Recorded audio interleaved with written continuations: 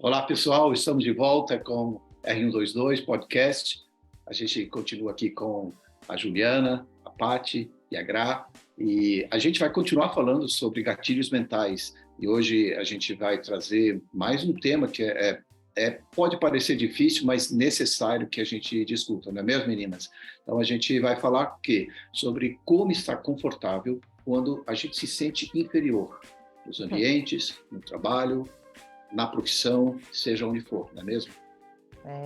Esse de como estar confortável, a gente pode revisitar esse tema, porque o tema é bem difícil. Né? O próprio tema parece missão impossível. Como estar confortável quando nos sentimos inferiores? Eu podia ter uma missão impossível antes. Porque acho que vai mais do como modificar esse se sentir inferior, né? Para, então, talvez se sentir confortável. Porque realmente, quando a gente se sente inferior... E tem isso como premissa, como visão, fica difícil, né? Se sentir confortável. Confortável, exato.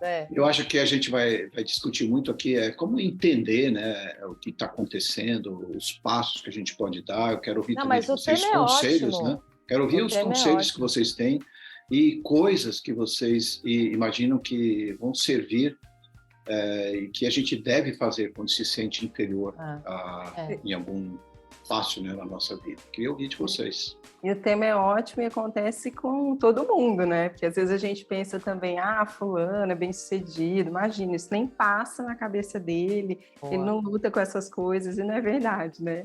A gente vê relatos aí de pessoas bem-sucedidas que sofrem, né, com inferioridade, né, síndrome do impostor, enfim. E quer dizer, é algo que pode acontecer com todo mundo, né? Até... Quando a gente estava aqui pensando um pouco sobre como abordar esse tema, a gente lembrou falando de gatilhos mentais, né, de como o cérebro funciona, a gente estava lembrando do David Rock. David Rock é um cara que a gente se baseia bastante. Ele é um administrador de empresas australiano que durante vários anos ele se juntou a neurocientistas e acabou formando o NLI, que é a Neuro Leadership Institute, que é um instituto global que a gente admira bastante, né, e que tem muito a ver com a forma com que a gente encara a ciência, mercado, liderança, desenvolvimento. E dentre alguns estudos que ele fez, teve um achado nesses estudos aí, que nem era, quando a gente aprendeu a respeito disso, né, meninas? Assim, a história era de que, e aliás ele fala sobre isso no livro dele, Your Brain at Work, que ele fala o seguinte, que não era o que ele estava procurando, mas foi o que ele encontrou. E ele chegou a essa conclusão de que existem vários gatilhos que o cérebro, vários aspectos que o cérebro entende como ameaça ou potencial recompensa, dependendo de como isso é tratado, né, de como isso acontece. E aí, 5 parecem ser muito comuns para as pessoas no ambiente de trabalho, por exemplo, né? E aí, em inglês, ele criou um acrônimo para isso que ele chama de SCARF, que se a gente traduzir para o português, e a Eneli no português ela usa isso como ricas, né? Que é a relação, então, como a gente se sente bem-vindo num ambiente ou não, né? A outra história que é a imparcialidade, então o quanto o ambiente é justo ou injusto, é imparcial, é equânime.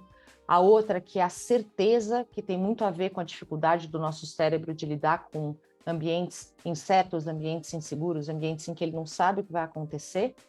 O penúltimo é a autonomia, que tem a ver com a nossa capacidade de escolha dentro de um determinado desafio. E o último, que é esse que eu queria tocar, que é o status, que é como a gente se sente, né, versus o nosso ambiente, a pessoa que está do nosso lado. Então, assim, se eu sinto que eu sou inferior do ponto de vista de status, e aí status a gente pode considerar 1 zilhão de coisas, né? Mas se eu me sinto inferior, o meu cérebro enxerga aquilo como uma ameaça. Se eu me enxergo como igual ou até como superior, meu cérebro relaxa e funciona muito melhor.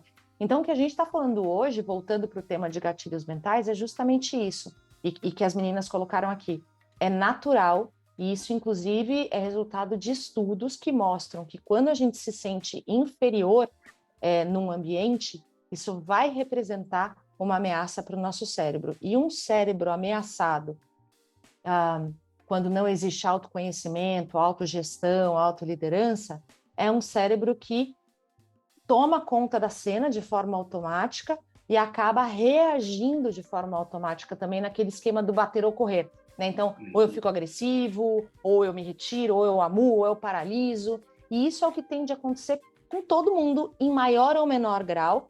E aí a gente até estava falando, e acho que a Paty, com a base dela de psicologia, ela vai poder nos ajudar muito nessa discussão, que é, dependendo do significado que eu dou para essa questão da inferioridade, que isso vem de história, isso vem de experiências, etc., esse gatilho vai ser maior ainda, né? Então, acho que é um pouco dessa base que eu queria trazer para a gente. Agora, Ju, Paty, eu não sei quem pode me ajudar aqui. E quando não existe, assim, a gente não está sentindo que há algo visual, ou a pessoa às vezes nem sente que ela é inferior, mas ela está agindo como está tendo esse sentimento. E esse gatilho, ele é ativado de alguma forma, né? Porque às vezes a pessoa não sabe.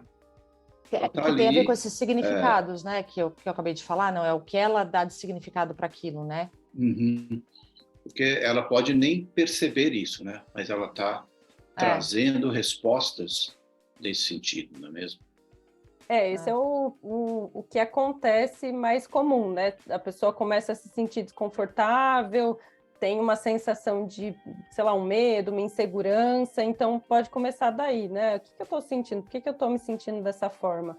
E aí começar a investigar, entender, e às vezes chegar, né, nessa conclusão de que acho que estou me sentindo inferior. Acho que é legal esse caminho, né, de se perceber a partir das emoções e aí chegar no que está de pensamento de base, e aí é como para mim se fossem estágios diferentes, né? Quando você já sabe que quando você se sente inferior, você fica inseguro, você fica com medo, você já pode ir para um outro nível que é, tá bom, deixa eu entender. Eu fiquei pensando muito assim, quando a Ju estava falando, quais são os critérios que eu uso para dizer que eu sou inferior ou não? Por que eu estou me sentindo inferior? Tem algum critério? Porque o outro é mais isso, eu sou mais... Essas comparações, elas são, e muitas vezes, injustas, né? E aí a gente já começa a ir um pouco para as respostas, né? Do que se trabalhar. A gente estava até conversando também antes aqui o que fazer quando isso acontecer, né? A gente lida o tempo inteiro com pessoas, com grupos, e aí a gente também, eu até brinquei, né, antes de começar, eu falei, olha, antes de fazer esse podcast eu preciso fazer terapia, porque esse não é um só tema... você, né? Esse é um tema que aparece para mim bastante, assim, né, de sentir insegura, de aí, eu já lidei muitas vezes na minha vida com dificuldade mesmo de exposição, sabe, de falar, e às vezes até chegar a ponto de crise de pânico, sabe, misturado com um monte de outra coisa, aí, né, tinha outras questões. Mas, no fim, a gente entender a nossa história, entender quem a gente é e saber se valorizar em momentos que, inclusive, tem pessoas que vão ser melhores que a gente em determinado tema, tem gente que vai ser melhor que a gente em determinadas habilidades, usando determinados critérios.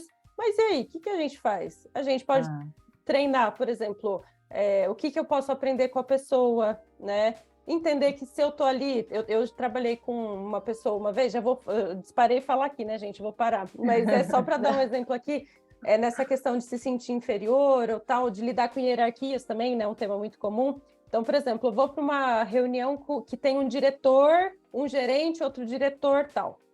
Nossa, que nervoso, né? Eu tô lembrando de uma pessoa me contando aqui. Aí a gente foi investigando, foi trabalhando, e a gente chegou a uma questão assim, se ela está lá, é por um motivo. Ela tem importância naquela reunião. É ela que sabe, né, do trabalho ali, e ela ia apresentar os dados, os relatórios, para que os diretores aí pudessem tomar as decisões estratégicas.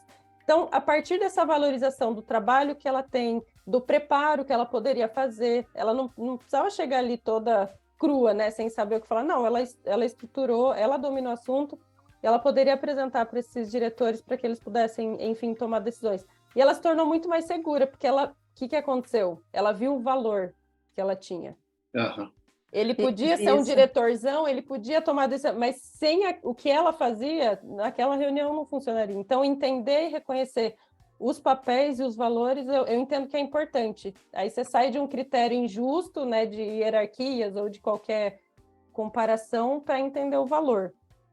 É isso que você trouxe, é muito legal, né? Porque já são estratégias mesmo de como lidar, né? Para onde eu tenho que olhar, essa coisa do autorreconhecimento, de entender onde eu estou, o papel, super importante, até eu fui me identificando, porque é um exercício, por exemplo, que eu faço. E um ponto que vocês falaram, né, que tem muito a ver com a comparação. Então, a partir do momento que a gente começa a se comparar demais, e dependendo dos critérios que a gente usa, é natural que a gente comece a se sentir inferior. E eu me lembro até também, me lembrei de um caso de um cliente que eu atendi que veio muito esse tema da comparação, e uma das coisas que ajudou ela a trabalhar foi entender o que era ter pessoas em que ela se inspirava e que eram referências para ela, e a diferença disso é entre se comparar com essas pessoas, né? Porque eram histórias completamente diferentes, de pessoas que tiveram recursos e oportunidades diferentes. Mas a partir do momento que ela mudou esse entendimento, começou a trabalhar muito mais na mentalidade, poxa, eu posso ter referenciais e pessoas em que eu me inspiro, sem que isso acione o gatilho da inferioridade, muito mais nesse sentido mesmo. Poxa, olha que legal, essa pessoa chegou, conseguiu, enfim, o que isso pode me ajudar, o que eu posso aprender para que eu também consiga. E parou legal de olhar para essas situações como comparação, né? E aí até me lembrei, só para fechar aqui, tem um pensamento que o Jordan Peterson traz sobre comparação, e ele fala, né, que a única pessoa que a gente deve se comparar é com a gente mesmo ontem, né? Então, como é que eu fui considerando o que eu vivi até ontem, né? Então, é olhar e buscar ser melhor todos os dias, do que ficar se comparando com as pessoas nesse sentido. Enfim. Mas eu acho que a gente também está falando aqui de uma autoaceitação, né? Mas a verdade é que existem elementos que nos incomodam. Isso aí a gente não pode deixar de ver, porque seja peso, né? Aí eu tenho mais, peso menos. Seja até como você traduz a sua condição cognitiva diante de outras pessoas. Como que a gente lida com isso que vai fazer a diferença, né? E como a pessoa vai se animar a cada passo que ela vai precisar dar, mesmo vendo esses incômodos ao seu redor. Para mim, essa é uma dificuldade, mas, se a pessoa está buscando se conhecer, isso é muito legal. O bacana é assim, vocês estão falando, e para mim, acho que eu vou montando um fluxo, né? Montra aí para a gente descobrir. Deixa eu montar. Eu acho que se a gente for desde o que a gente sabe sobre a formação do cérebro e de como, mesmo assim, recém-nascidos, porque existem, por exemplo, o Richard Davidson, ele fala muito sobre os estilos do cérebro logo que a pessoa nasce. Ele, inclusive, ele tem vários estudos que mostram, ele categoriza lá em alguns estilos e tal, mas o que ele mostra para a gente, dentro desses estilos, é que a gente já nasce com algumas propensões cerebrais. E aí, a gente está falando de pessoas mentalmente saudáveis, tá? A gente não está falando aqui, a gente está falando no aspecto da liderança e não, eventualmente, de doença mental, tá? Então, todos nós, a gente nasce com algumas propensões cerebrais, né? A gente nasce com alguns recursos diferentes, cada um de nós já nasce com alguns recursos diferentes. Outros estudos, que são esses, por exemplo, que o David traz, mostram que é natural do ser humano se comparar. É natural do ser humano se comparar e é natural do ser humano, quando se sente inferior, ver aquilo como um potencial risco. O que a gente está adicionando aqui é que, desde que a gente é criança, a gente tem experiências de vida, coisas que a gente passa, que aí, como vocês estão falando aqui, a gente começa a dar significados, né? Então, o que é inferioridade para o Marcos, para a Gra, para a Paty, para mim? De repente são coisas diferentes, de repente, que nem o Marcos falou, ele vai se comparar mais, não é o caso, tá, gente? Mas ele vai se comparar mais com o gordo, né? Com o gordo, com o magro. Eu vou me comparar mais com uma pessoa que consegue correr 100 metros e eu não consigo, né? A Paty vai se comparar com o cara que fez o doutorado, sei lá. Cada um de nós vai ter os seus próprios significados para isso. E aí é legal Agora, que também não é só na comparação, acho que às vezes na própria dúvida, né? Dúvida da própria habilidade da pessoa que pode trazer também, né? Sim, e tudo isso entra nessa equação, né? É exatamente isso. A gente já tem algumas propensões, a gente vive significados, existe aquela máxima na neurociência que fala do nurture versus nature. Então, tem coisas que são nossas, com as quais a gente nasce, mas o meio, aquilo que a gente vive, vai transformar muito do nosso cérebro, vai transformar a nossa própria identidade. E aí o importante, como as meninas estão colocando aqui, até depois como você acrescentou, Marcos, que é eu preciso me conhecer, eu preciso entender onde dói o meu calo, eu preciso entender como eu reajo a isso e começar a criar estratégias para sair daí. Então, lógico, eu tô trazendo uma estrutura, assim. E acho que é buscar legal elementos, né?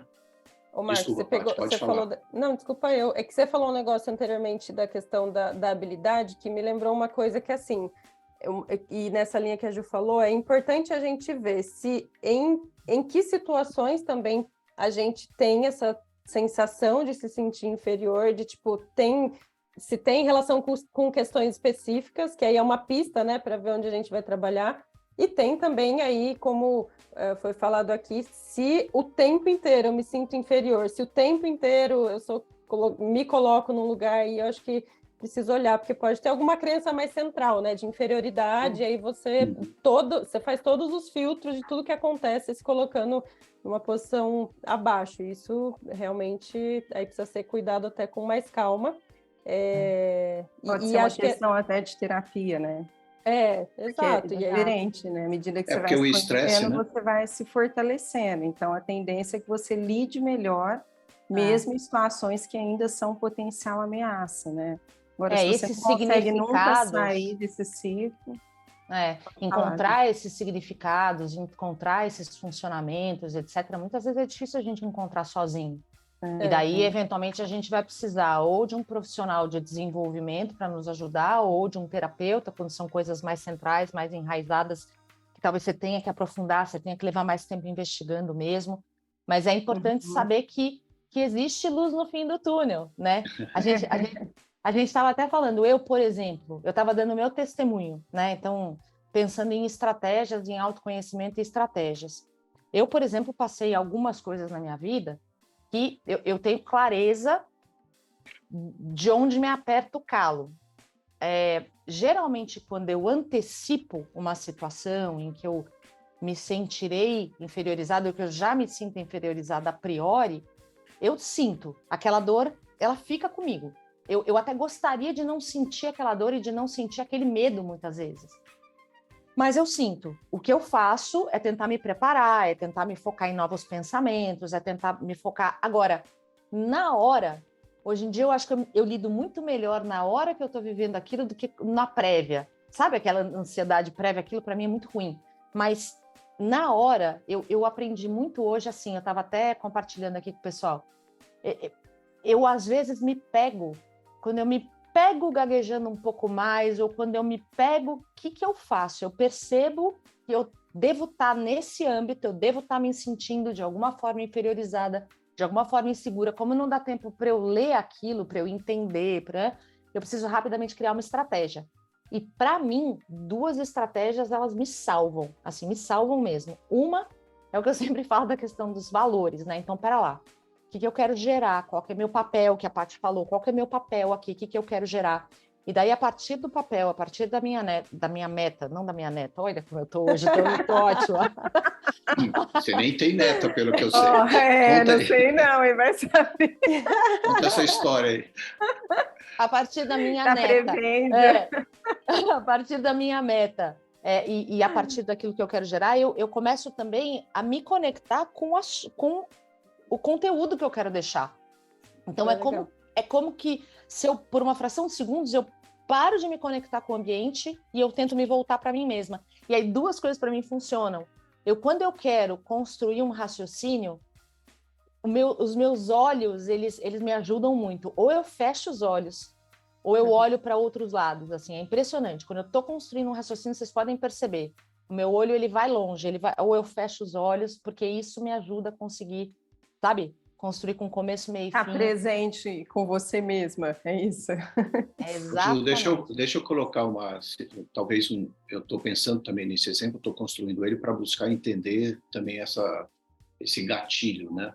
É como aquele atleta que ele vai correr os 100 metros, só que antes dos 100 metros, você, Ju, falou, você às vezes sofre, né, um pouco mais antes do acontecimento, né? Aquele atleta, ele se autocondiciona, ele se autocondiciona a visualizar a sua corrida, né? Então ele conversa, ele visualiza, ele sabe o que vai acontecer no primeiro metro, no segundo, no terceiro, a respiração dele.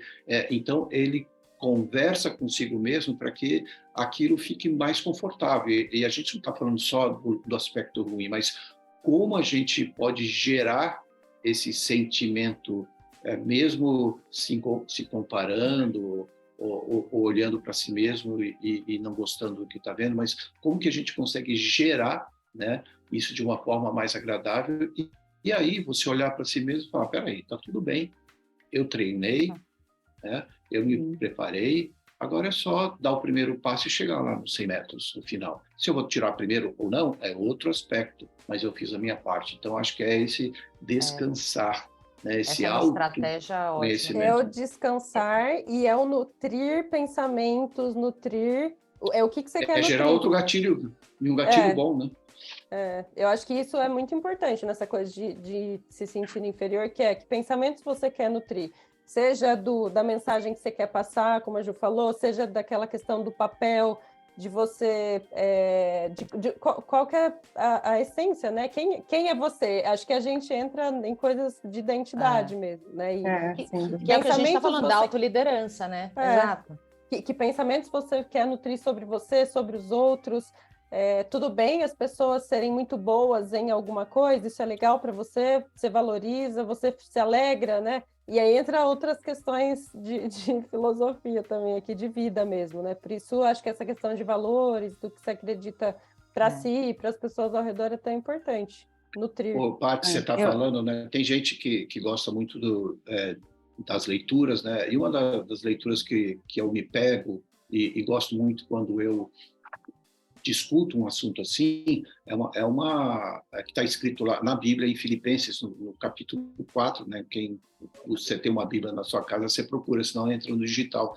Mas fala assim que quando você for pensar, pensa naquilo que é verdadeiro, pensa naquilo que é respeitável, pensa naquilo que é justo, puro, amável, e tem muito conselho bom para a gente em muitos lugares, né? Mas a gente tem que parar e deixar de lado aquelas coisas que não prestam e olhar e focalizar a nossa atenção naquilo que vai nos construir alguma coisa, não no que vai nos derrubar, né? Então, acho que a gente tem que buscar conhecimento, sim, conhecimento geral, mas principalmente focalizar a nossa atenção naquilo que é bom. Marcos, você falou desse negócio de visualização, deu exemplo dos atletas. Gente, isso é uma coisa que me ajuda muito, assim. Se eu vou para uma situação e eu começo a me sentir ameaçada nesse sentido, eu já faço esse exercício de verdade, de lembrar, eu fico tentando visualizar situações semelhantes que eu vivenciei que deram certo, em que foram fluidas, que eu me senti super bem, segura. Então, eu treino meu cérebro a lembrar daquilo, a ficar com aquela referência na minha mente. E faz muita diferença. Tem tudo a ver. Né? E a outra coisa é esse exercício de presença mesmo, né? De sentir o teu corpo, de prestar atenção o que está acontecendo com você. Isso também me ajuda muito, por exemplo, quando eu vou falar em público, que tem a ver com o que você trouxe. Grazi, uma vez eu fiz um curso em Singapura, e era um curso de liderança, tudo. E daí entrou um professor e ele começou a ensinar sobre respiração, essas coisas. Peraí, eu quero saber do conteúdo. E fez toda a diferença, porque ele te ensinava a respirar antes de falar, antes de pensar. E tudo isso, quando você vai ver no final da sua apresentação, se você não respirou bem, se você não focalizou sua atenção em algo que é bom, você vai ficar distraído, você vai perder pontos principais do seu próprio raciocínio, né? Os seus gatilhos podem estar confusos no meio do caminho, porque você está longe, né? Você não está focalizando naquilo que deveria.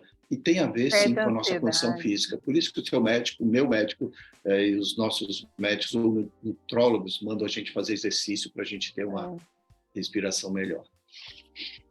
Não, e até nesse ponto, né? Você falou, eu estou pensando, quando a gente está bem, se cuidando, que entra na autoliderança também, a gente tem uma vida mais saudável, faz atividade física, cuida da alimentação, a gente vai se sentir muito melhor. Então, isso também nos ajuda a ficar mais fortes diante dessas ameaças, né? É muito claro isso, né? Eu estou pensando em mim mesma, assim, quando eu tenho uma situação que é mais desafiadora, mas eu venho de um momento em que eu estou cuidando de todas essas coisas, do ser integral, fica muito mais fácil lidar com aquilo, né? Quando o ambiente que a gente convive é saudável também, nos ajuda, porque o ambiente faz toda a diferença, né? Se a gente está num ambiente que é muito mais crítico, que tem conflitos toda hora, isso também vai afetar, né, a nossa autoconfiança e vai acionar gatilhos aí, provavelmente, de inferioridade também. Bom, gente, não parece, mas a gente já está um bom tempo batendo um papo gostoso aqui.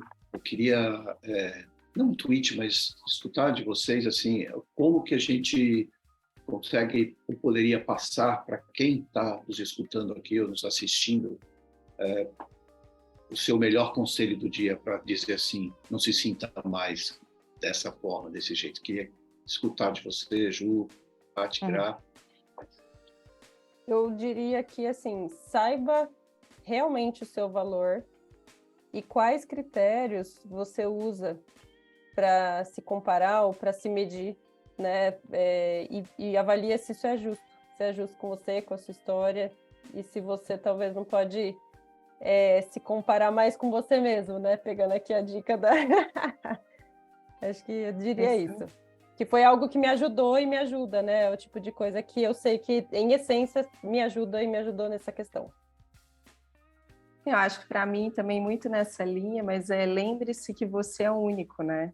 E que ninguém nunca vai conseguir entregar e fazer aquilo que só você pode fazer e entregar. Então, por mais que tenha outras pessoas mais capacitadas, habilitadas, né? A marca que a gente deixa, ela é única. Então, focar nisso, né? Na sua identidade, no seu valor, como a Paty falou, lembrando que você é único e isso faz já toda a diferença.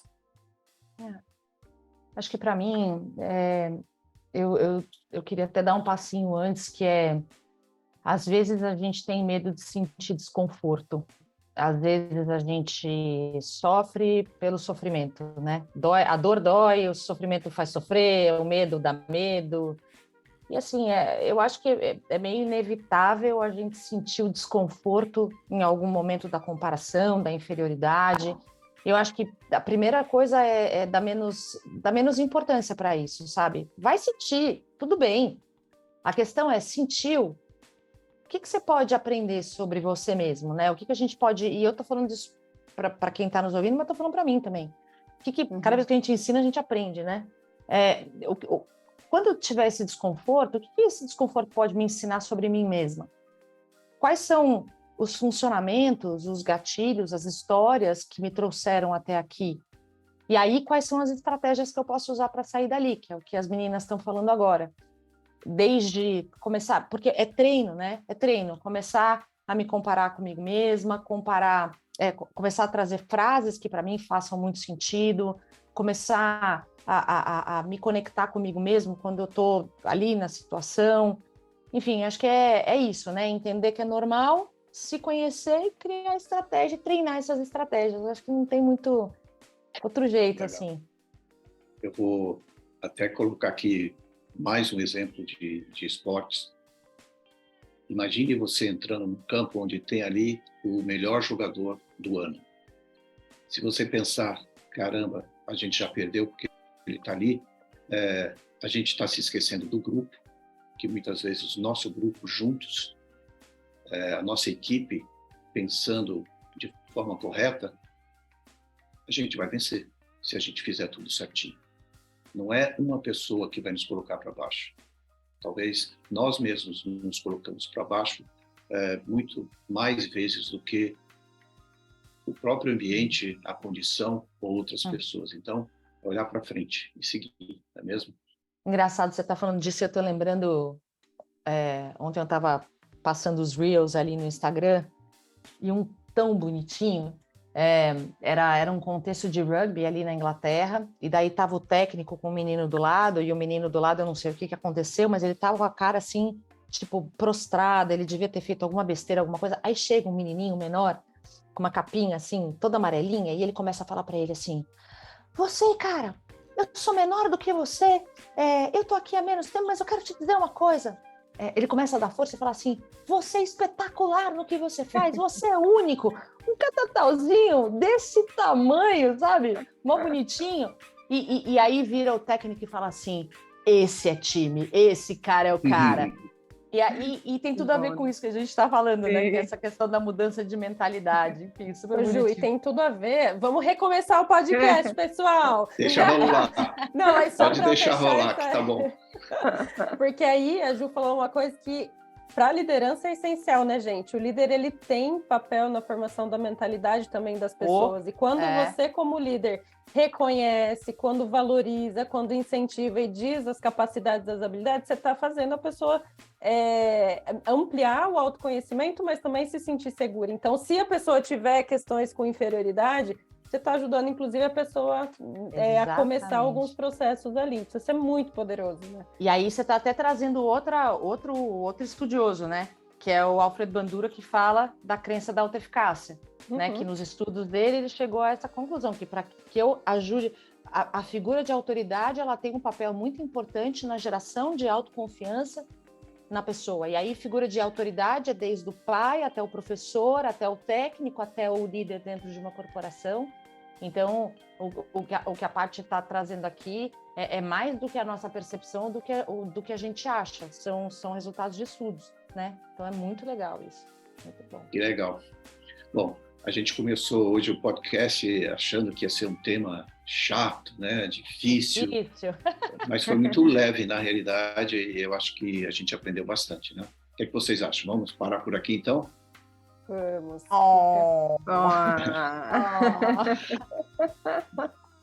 Então, um abraço. A gente fica por aqui. Pega esse podcast, compartilha com seus amigos.